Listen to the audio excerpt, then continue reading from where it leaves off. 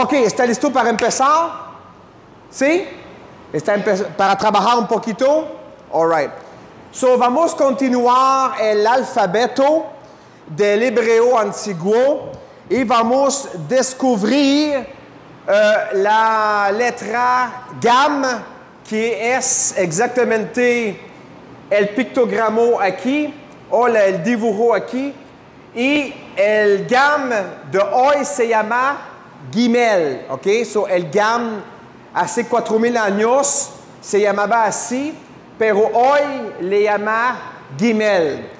So, recuérdanos que siempre cuando empezaron a transcribir, a buscar una manera de escribir, yo le dije el sábado pasado que yo siempre toma cosas de la vida real y de las cosas de la vida real ellos van a sacar un pictogramo. Y este pictogramo, 4000 años antes, se llamaba Gam. Es la letra G, así es G, la letra G de hoy, que usamos hoy, nosotros en español, francés y también en inglés. So, 4000 años antes, era una pieza, y el pieza hicieron este pictogramo. Y este pictogramo se llamaba, Gam 4000 años antes. Pero después, cuando ellos se fueron en cautividad en Babilonia, empezaron a cambiar. So, esa es la nueva letra hebreo que hasta el día de hoy usamos. Si ustedes miran aquí los versículos, va a encontrar exactamente esta letra en el hebreo de hoy. Y esta letra, en 2021, ahorita no se llama Gam, se llama Gimel. Gimel, ¿ok? So, 4000 años antes, teníamos eso aquí. Una cosa real, hicieron un pictogramo, y este pictogramo, 4000 años antes, se llamaba Gam. Ahora, el nuevo hebreo, usamos esta letra aquí y esta letra se llama Gimel. Recordamos que todos el escrito básico, el alfabeto básico, viene de cosas reales. Recordamos que el Aleph era una cabeza de buey, si recordez bien. Recordamos que Bet o Bet era una tienda. So, todos vienen de cosas reales. Y de allá, ellos empezaron a hacer pictogramo. Y del pictogramo evoluaron y hicieron más un dibujo que usamos hoy en este día. So, si ustedes se van a Israel hoy, no van a encontrar eso, van a encontrar eso. Exactamente lo que encontramos aquí en la escritura. ¿Okay? ¿Cuál es exactamente el significado? ¿Cuál es el significado de Gam o de una pieza o de este pictogramo? ¿Cuál es el significado? ¿Cuál es que un hebreo de 4000 años entendía cuando escribía este pictogramo? ¿Cuál es que le venía exactamente en la mente? El significado de Gam, ¿ok? De este pictogramo es dos cosas. O caminar o agua, ¿ok? Porque Gam, en la palabra Gam, tenemos un G y tenemos un Mem. Y el Mem, vamos a verlo más adelante, el Mem es agua. Si usted mira aquí, se mira como aquí, como una ola de agua, ¿ok? So, Gam es siempre un G con un Mem, un M, y significa caminar hacia el agua o buscar el agua, ¿ok? Caminando para buscar el agua. Eso que significa Gam aquí, y ese es el pictogramo Gam. So, el G es caminar y el même es el agua. So, caminar para buscar el agua. El significado, para repetir otra vez, de GAM es una persona o un animal, más preciso vamos a ver, que busca el agua, ¿ok? Que buscar el agua. So, se puedes representar tres palabras. Representar tres palabras. Se puedes representar caminar, porque tenemos un pies. ¿A qué sirve el pies? Ben, vamos a caminar, ¿ok? So, caminar. Se puedes representar llevar también, llevar unas cosas, así. Y se puedes también representar reunir, ¿ok? Cuando hay bastante de personas, hay bastante de pies juntos, so, se puede ser o caminar, o llevar, o reunir. Y ellos, cuando pensaban a este pictograma, ellos tenían, ok, recuérdate que esta gente vivía en un desierto. Desierto, sabemos que no hay mucha agua en el desierto. Es porque que ellos, se dice ya, ¿qué necesitamos hacer para buscar el agua en el desierto? Necesitamos a caminar, ¿ok? So, ellos tenían este concepto que necesitamos a caminar para buscar el agua. Y bastante de tiempo era a pies, ¿ok? Después vino camello, caballo, carro, estas cosas, pero 4,000 años antes era los pies. So, el concepto que ellos tienen, ¿ok? El pictograma GAM es un montón de camellos que está caminando para buscar el agua, ¿ok? Esa que ellos tienen con concepto cuando piensan a GAM o a la Gimel de hoy. So, ellos tenían ese, ok, vivimos en el desierto. El desierto es seco. El desierto no hay mucha agua. Y ellos usaban bastante camellos para moverse, para transportar cosas. So, ellos tenían este concepto que la letra GAM era para reunirse un montón de camellos a un pozo o a un río que encontraba o cualquiera. So, esa es realmente el concepto hebreo, la idea hebreo de 4,000 años antes. Ok, ¿cómo entenderá esto, un hebreo? ¿Cómo va a entender eso? Esto es lo que Dios tiene en mente cuando habla de asamblea, convocación o congregación, ¿ok? So, esta letra GAM o Gimel de hoy le evocan a ellos un concepto de congregarse, un concepto de asamblea, un concepto de convocación, ¿ok? Esa que tienes en la mente cuando ya piensas en esta letra particularmente. Y aquí tenemos una comparación.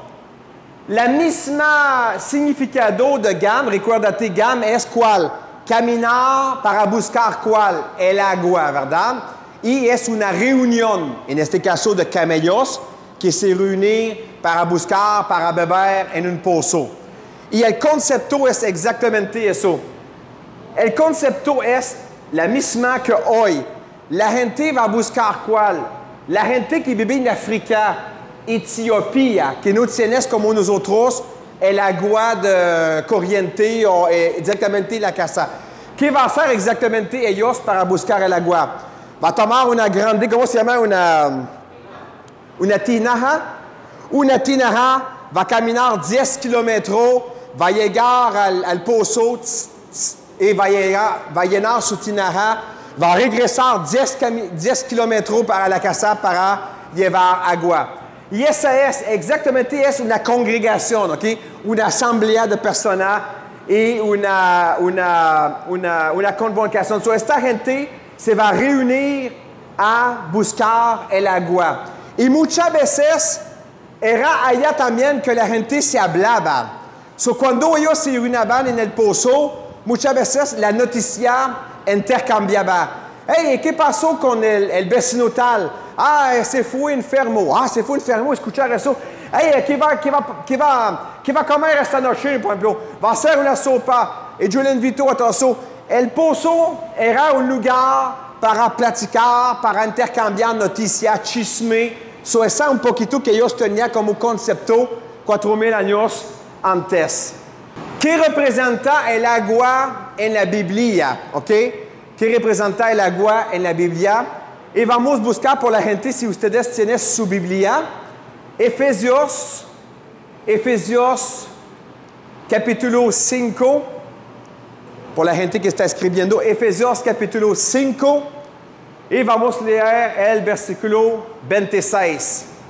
Para santificarla, habiéndola purificada en el lavamiento del agua por la palabra. Ok, so, sobre lo que la Biblia dice, ¿cuál es exactamente la representación del agua? ¿Cuál es la representación del agua? ¿Qué significa el agua en la Biblia? Exactamente. El agua significa la palabra de Dios. Es una representación de la palabra de Dios, nos dice Efesios 5, 26. So, cada vez que usted va a ver, o muchas veces, no cada vez, pero muchas veces que ustedes van a ver la palabra agua usando o por la boca de Yeshua o por los profetas, muchas veces la palabra agua significa la palabra de Dios, ¿ok? En general, ¿ok? ¿Está claro por todos? So, el agua, el significado es la palabra de Dios en la Biblia. ¿Quién es la palabra de Dios? Porque ahorita estamos haciendo un descubrimiento, ¿sí? Descubrimiento. Estamos como sacando qué significa tal cosas. Sabemos hoy que la agua significa la palabra de Dios, ¿ok? Ahora, ¿quién es la palabra de Dios? ¿Quién es la representación de la palabra de Dios? Una persona que puede buscar Juan capítulo 1 y el versículo 14. Y aquel verbo fue hecho carne y habitó entre vosotros, y por su gloria como la del unigénito del Padre, lleno de gracia y de verdad. Ok. ¿Quién es la palabra de Dios? Dice, y el verbo se hizo hombre. So, ¿quién es exactamente la representación de la palabra de Dios? ¿Quién es? ¿Cómo se llama? Jesucristo, exactamente. Yeshua, su nombre de verdad. So, vamos a recapitular. El agua representa la palabra de Dios y la palabra de Dios se llama como Yeshua o Jesucristo. Es decir, podemos decir también que el agua es también significado de Jesucristo. Porque si el agua es la palabra de Dios y Jesucristo es la palabra de Dios, Jesucristo es también representación del agua, ¿ok? El agua es para nuestro cuerpo y para nuestra alma. Eso es importante. Vamos a descubrir dos características del agua y dos usos diferentes del agua. Y vamos a ver cómo la Biblia lo aplica. Vamos a hablar primeramente del agua que es por el cuerpo. ¿Okay? Hay dos tipos de agua y hay dos tipos de uso del agua. El primero es el agua que es una fuente de vida para nuestro cuerpo. ¿Okay? Otra palabra, un animal que tiene sed es porque su cuerpo tiene sed.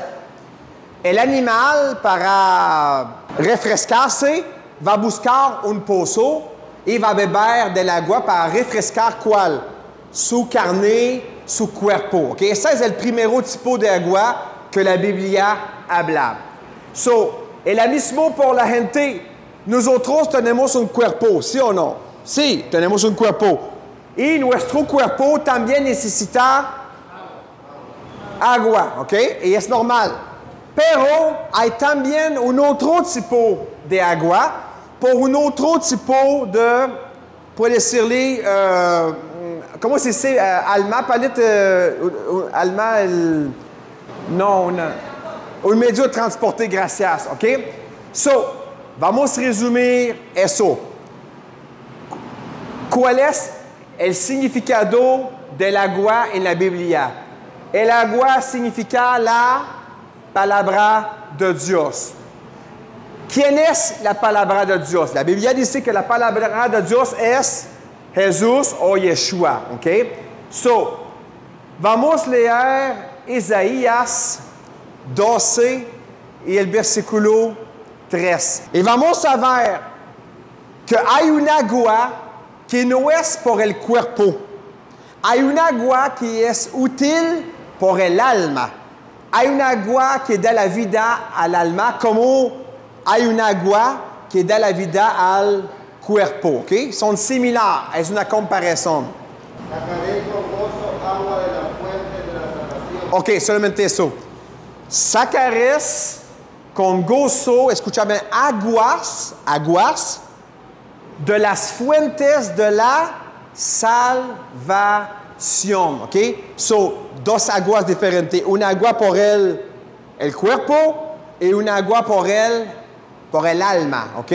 Dos aguas diferentes y dos funciones diferentes. Una que te va a refrescar el cuerpo y una agua que te va a entregar la salvación por tu alma, dice Isaías 12, versículo 3. Y vamos a ver que Yeshua, Jesús, vino exactamente a traer este tipo de agua. Jesús no vino a traer comida o agua por el cuerpo físico. Yeshua vino a traer una agua por el alma, ¿ok? Por nuestra salvación. Esa que es más importante. Ok, vamos a ver un ejemplo en la historia de Jesús y de la mujer samaritana. Aquí tenemos exactamente dos aguas, ¿ok? Una mujer que va a hablar de un tipo de agua y Jesús y Yeshua qui va hablar completamente de una otra tipo de agua. Y va a ver cómo es importante de comprender los dos. ¿Y cuál es que es más importante? Porque hay una agua que es más importante que la otra agua. Y esa se busca en Juan capítulo 4. Juan capítulo 4. Y el versículo 6 al 15. Y aquí vamos a buscar a dónde habla del agua por el cuerpo y a dónde habla del agua por el alma. Y vamos a ver qué quiere decirle Jesús o Yeshua en esta enseñanza. Y vamos a leer.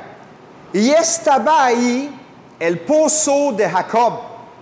Entonces Jesús, cansado del camino, se sentó así juntos al pozo. Era como la hora sexta. Vino una mujer de Samaria a sacar agua. Ok. Aquí tenemos una mujer que viene a sacar agua. La pregunta es la siguiente.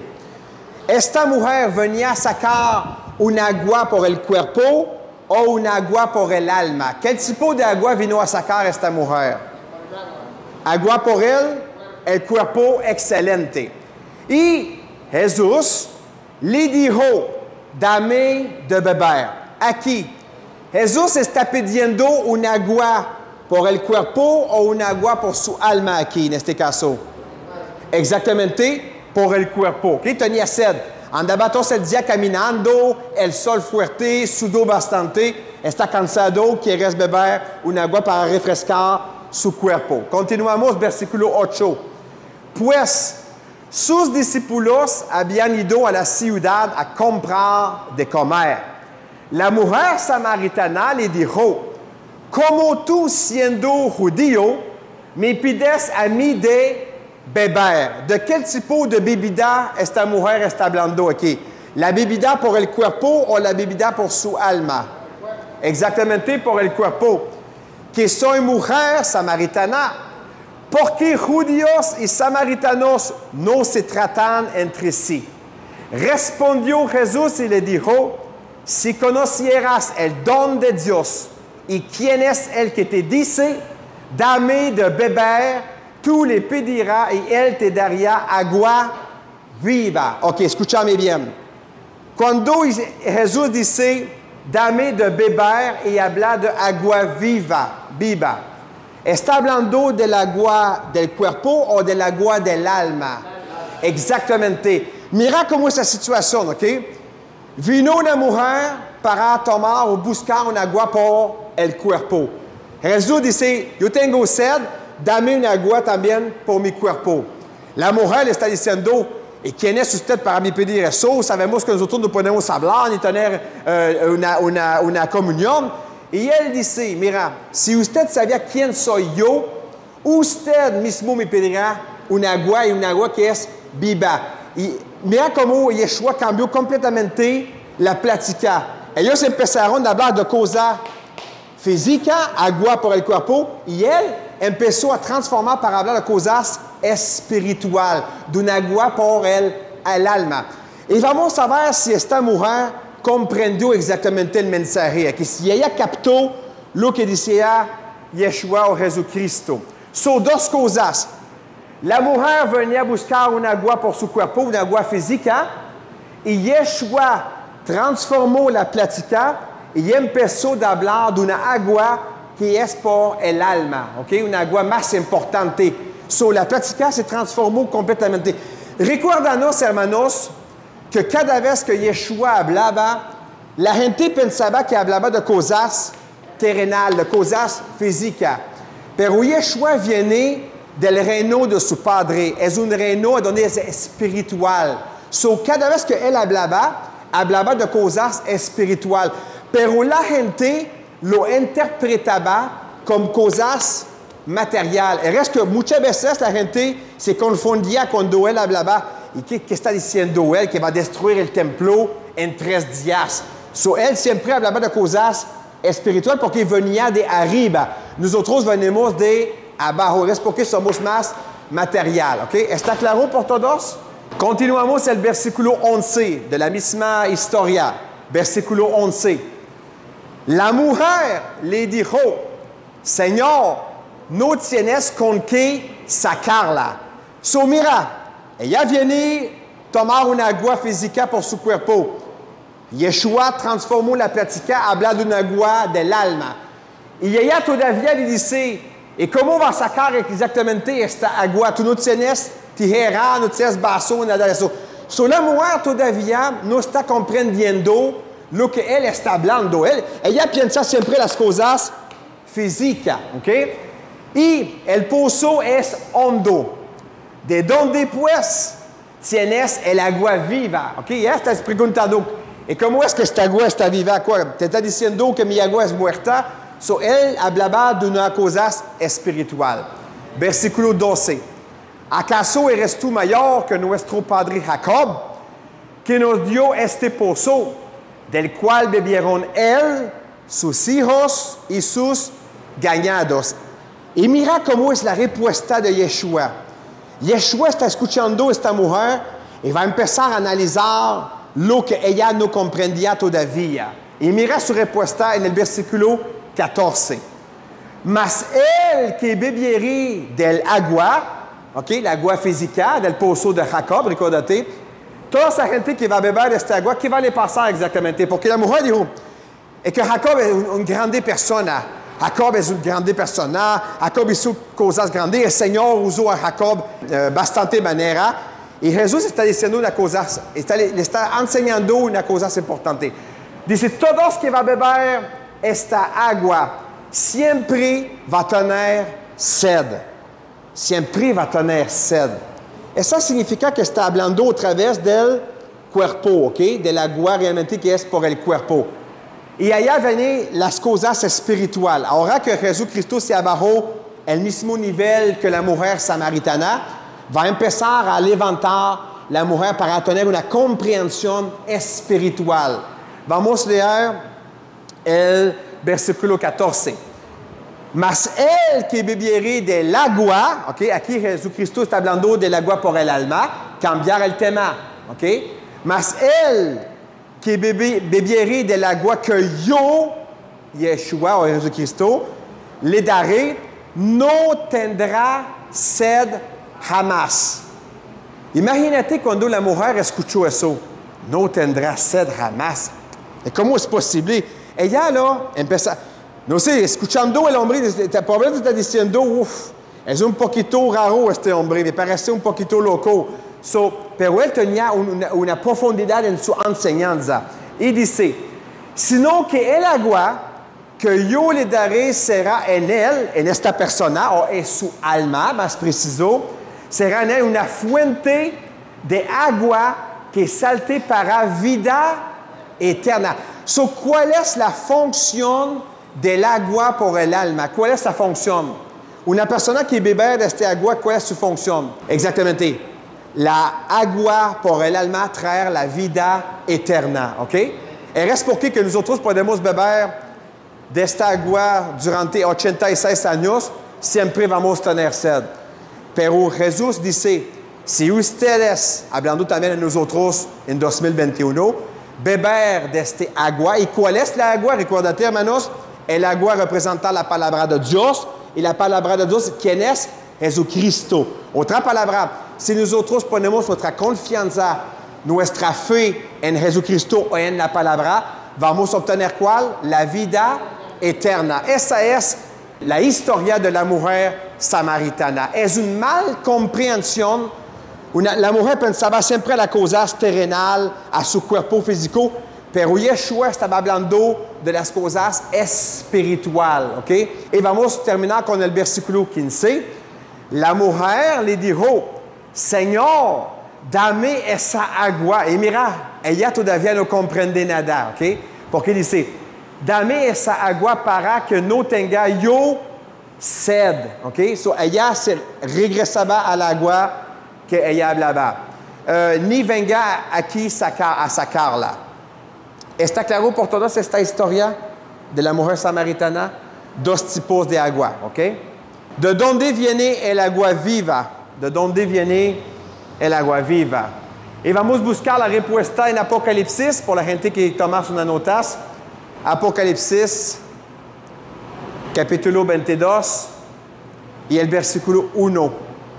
Esa es la respuesta de a dónde viene, o cuál es la fuente de esta agua por nuestra alma, o el agua que trae la vida eterna. Apocalipsis, capítulo 22, versículo 1. Después me mostró un río limpio de agua de vida, ¿okay? La misma agua que la mujer samaritana, resplandeciente como cristal, que salía del trono de Dios y del Cordero. ¿De dónde viene exactamente esta agua de vida? Exactamente del reino de Dios, del Padre y del Hijo. ¿Okay? Exactamente que dice la Biblia. Allá viene esta agua que nos trae la vida eterna. Si nosotros bebemos eso, vamos a beber eternamente y en la presencia del Padre, del Hijo y todos los santos que se fueron. Pregunta sobre eso, sobre el agua, el significado del agua, ¿está claro por todos? Perfecto. Comparando el agua espiritual y el agua física. Ahorita que sabemos los dos, vamos a descubrir un nivel más alto de la comprensión de la Biblia. Recuérdate que el profe habló el sábado pasado que tenía 4 niveles de comprensión de la Biblia. Aquí vamos a ver un nivel de tipo 3, ¿ok? 3 es un nivel alto de comprensión. Cuando miramos la historia de la mujer samaritana, podemos ver aquí una imagen y para comprender eso hay 2 niveles a comprender. Hay un nivel o un mundo espiritual que es el mundo de arriba y hay un nivel o un mundo físico que es de abajo. En la historia, 2 mundos se encuentran. ¿Encontramos? 2 niveles se van a encontrar. ¿Sí? Encontrar. ¿Okay? 2 niveles se van a encontrar. El mundo espiritual va a encontrar el mundo físico. ¿Quién es la representación del mundo espiritual? ¿Quién es? ¿Ah? Jesús, exactamente. Jesús es la figura o la persona que viene del mundo espiritual. So, él vino de arriba para venir abajo, ¿ok? Jesús es la figura que va representar el mundo espiritual. ¿Quién es la persona que va representar el mundo físico? ¿Quién es? Exactamente, la mujer samaritana, ¿ok? Y los dos mundos se van a encontrar. Y allá viene ¿cómo puedo decirle? La malcompréhension, no la pelea, ¿cómo se dice? El choque. Allá viene el choque. Cada vez que Yeshua o Jesús hablaba de cosas espirituales, venía la gente del mundo físico y siempre entraba en choque con él. Porque la gente del mundo físico no puede comprender las cosas espirituales. Es porque que Yeshua siempre hablaba en parábola, para tratar de explicar las cosas que no se ve con los ojos, para que la gente pueda comprender. Y allá viene, es un ejemplo, Jesús está en choque con la mujer samaritana. La mujer samaritana, ella piensa solamente a cosas materiales, físicas, que se puede ver, que se puede tocar. Pero Jesucristo, él siempre hablaba de cosas espirituales, porque viene de este mundo, siempre anduvo en este mundo con su padre. Y allá viene el choque, y aquí viene el choque exactamente, mundo espiritual contra el mundo físico. ¿Está claro por todos? Ok, vamos solamente a decirle algunos puntos, si usted quiere apuntar. Vamos primeramente a hablar del mundo espiritual. El agua espiritual que vino de arriba al beberla, dice la Biblia, nunca tendrá sed y te traerá la vida eterna. ¿Ok? So, ¿cuál es la característica de beber el agua espiritual? Uno, nunca tendrás sed y te va a traer la vida eterna. Son dos características. A beber la vida, el agua espiritual, uno, nunca va a tener sed. Dos, nunca va a tener sed. Y dos, va a tener la vida eterna. So, el agua espiritual te trae dos cosas. Nunca va a tener sed y te trae la vida eterna. Vamos a tomar tiempo para apuntar estas dos cosas. So, es importante de beber esta agua, el agua espiritual, porque a beberla, la sed se va definitivamente y te trae la vida eterna. ¿Y cuál es el más bello de tener la vida eterna? No hay nada de mejor que eso, a tener la vida eterna. Es el regalo el más bonito de Dios por nosotros. ¿Okay? También, el agua espiritual muestra que Jesús vino de arriba, ¿ok? Porque no podemos traer un agua espiritual si una persona no viene del mundo espiritual. So, esa es una prueba que Yeshua viene del mundo de arriba o del mundo espiritual. Es una prueba. Solamente una persona que viene del reino del Padre puede traer un agua espiritual. Yo no puedo te traer un agua espiritual. Aunque yo quería, yo no puedo, ¿ok? Porque yo no viene de este mundo. Tercero punto, por la gente que nota, el mundo espiritual, escucha bien eso, es más poderoso que el mundo físico. Otra palabra, el mundo espiritual es más poderoso y más real que el mundo físico. ¿Cómo es posible que es más real? ¿Cómo no? El mundo físico es más real, más bello que el mundo físico. Hay gente que murieron, bendiciones a los hermanos. Hay gente que vinieron, que murieron en una mesa de hospital por 2 minutos. El corazón se paró. Con los choques eléctrico.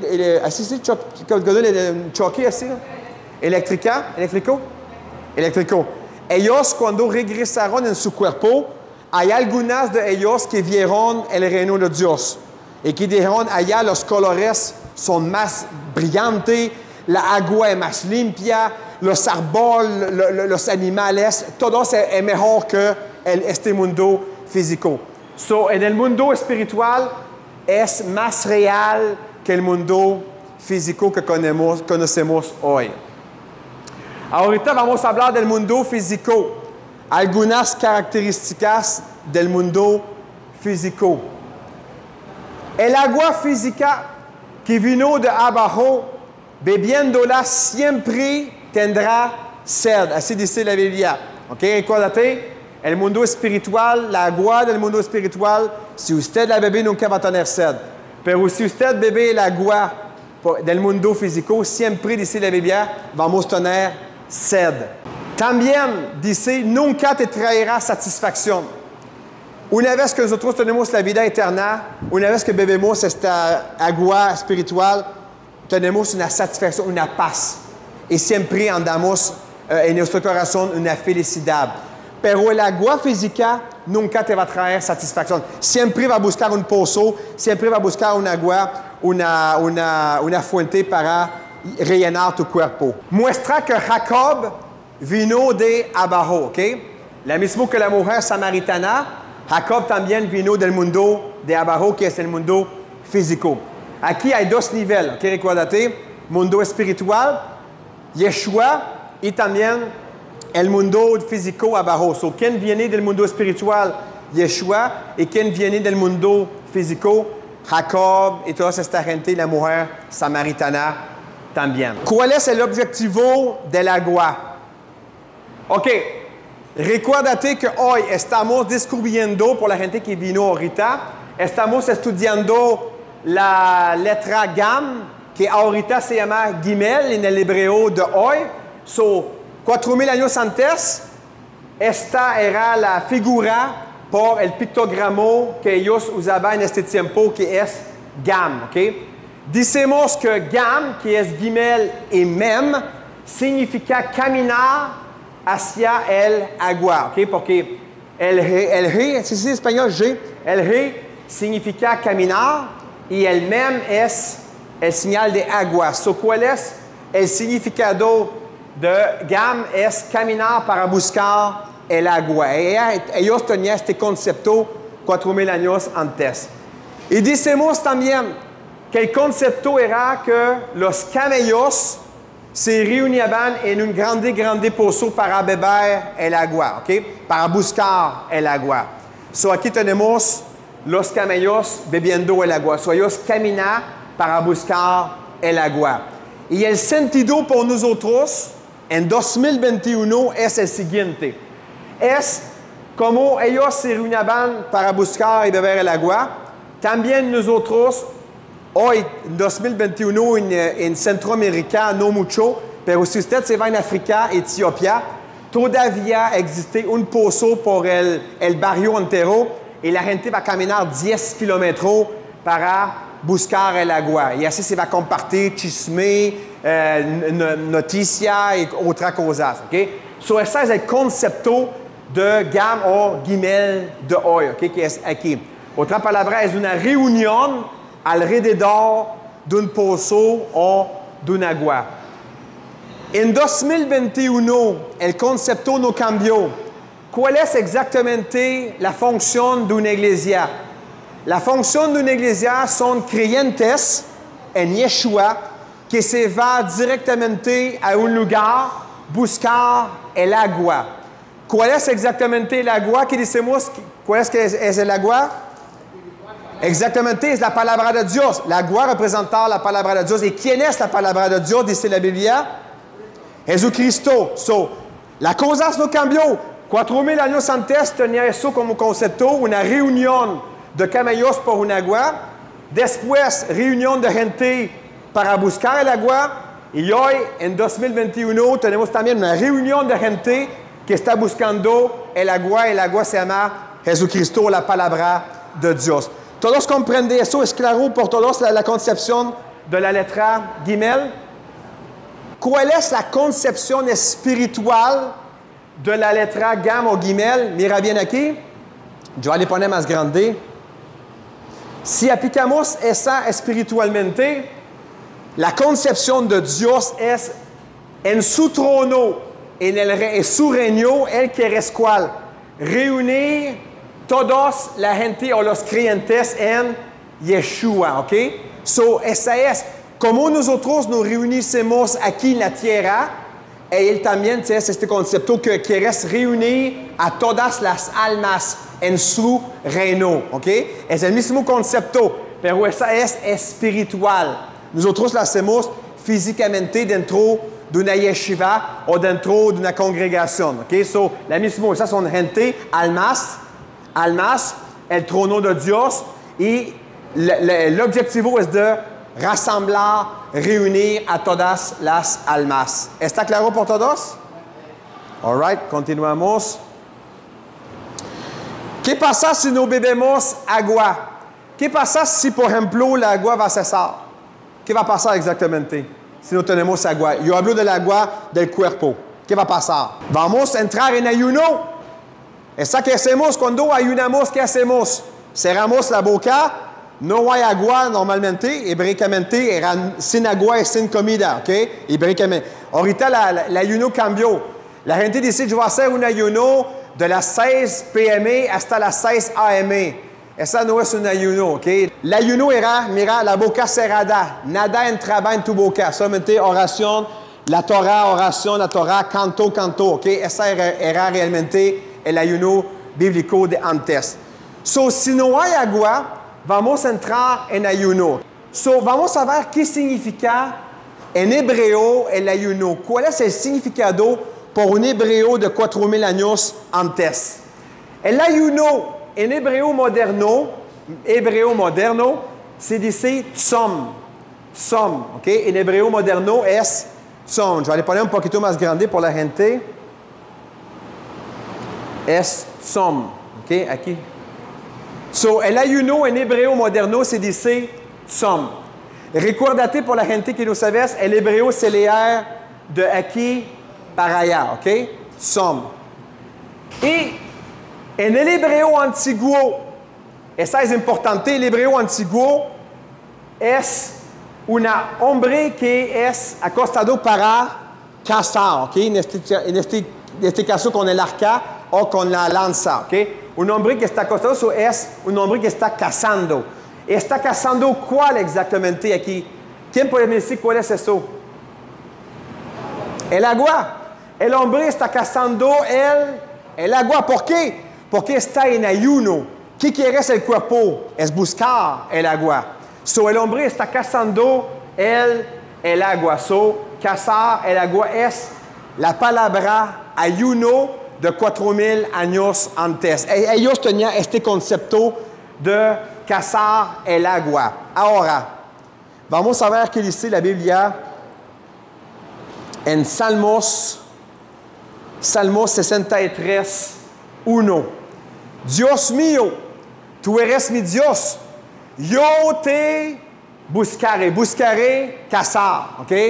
Buscaré es sinónimo de cazar. Yo te buscaré de madrugada. Mi alma, ¿ok? Está hablando del agua físico o del agua del alma aquí.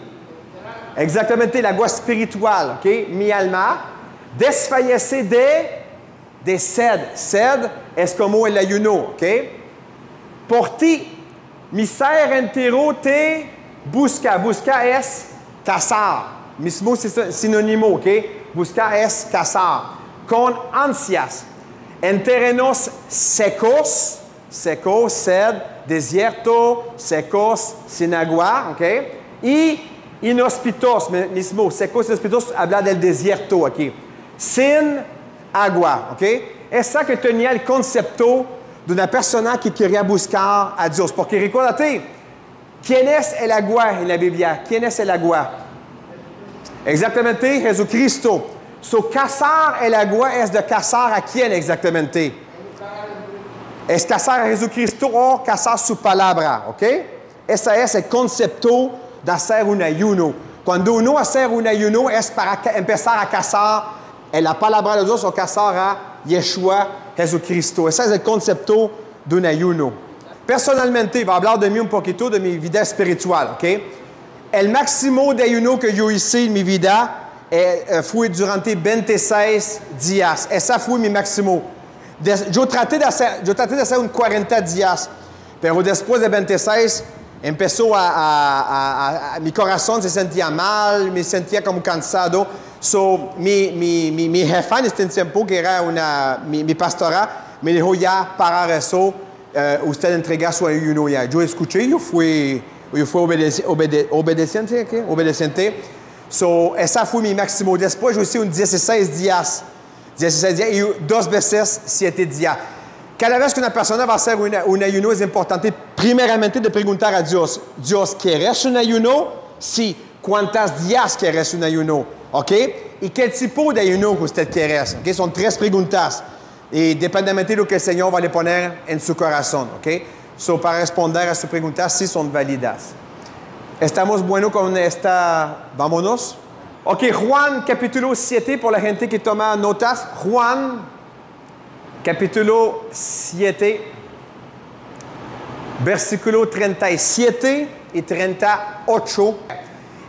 En el último y gran día de la fiesta, Jesús se puso en pie y alzó la voz, diciendo, si alguno tiene sed, venga a mí y beba. Ok. Otra palabra, recordamos que Yeshua siempre hablaba de cosas espirituales. Ok. Aquí no cambió su discurso. So, cuando dice, si tienes sed, está hablando del alma. Ok. Del alma, de cosas espirituales. Dice, venga a mí. ¿Por qué a él? Porque lo vimos, ¿quién es el agua en la Biblia? El agua es la palabra de Dios. ¿Quién es la palabra de Dios? Yeshua. So Yeshua, por decirle, venga a mí porque yo soy la fuente de agua. Una fuente de agua para tu alma. Y dice, y beba. ¿Ok? Pero beba es más que decirle cómo puedes beber espiritualmente. ¿Ok? Es imposible. So beba significa recibir o crear la palabra. ¿Ok? No hay manera de beber espiritualmente. So, otra palabra, si usted quiere beber las cosas espirituales, 1, vamos a leer la Biblia. 2, vamos a comprender. Y 3, vamos a crear la palabra de Dios. Porque hay un montón de gente que va leer, o no va comprender, pero no va crear. ¿Ok? So, es importante cuando dice beber, es realmente aceptarla y aceptarla es realmente comprenderla y creerla, ¿ok? Es ça que te da la vida eterna, o el agua que va traer, que va refrescar tu alma, ¿ok? El que cree en mí, como dice la escritura, de su interior correrán ríos de agua viva. ¿Y cuál es el agua viva? Agua viva en la Biblia significa ¿cuál? La vida eterna, ¿ok? Esa es el agua viva.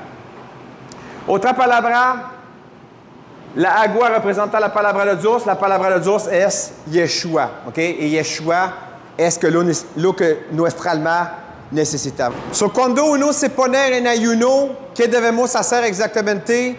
Debemos cazar el agua. ¿Okay? ¿Y quién es el agua? Es la palabra de Dios o precisamente Yeshua. ¿Okay? Ese es el propósito de hacer un ayuno agradable a Dios, ¿ok? No es solamente para perder pesos, es realmente para buscar de Dios, ¿ok? Ese es el propósito del verdadero ayuno. ¿Cuál es el lago de fuego y cómo entrar? Ahorita que ustedes conozcan exactamente la significación del agua, también qué te va a traer el agua espiritual, vamos a hablar cuál es exactamente el lago de fuego y cómo y entrar o cómo no entrar en este caso, ¿ok? Y vamos a ver que hay una liaison entre el lago de fuego y el agua, ¿ok? Lucas capítulo 16 y el versículo 24 dice, entonces él, dando voces, dijo, Padre Abraham, ten misericordia de mí. Y envía a Lázaro para que moje la punta de su dedo en agua y refresque mi lengua, porque estoy atormentando en esta llama. ¿Cuál es exactamente el lago de fuego? Hebraicamente, el lago de fuego es un lugar a donde no hay agua. ¿Ah? Vamos a repetir. El lago de fuego, hebraicamente, es un lugar a donde no hay agua.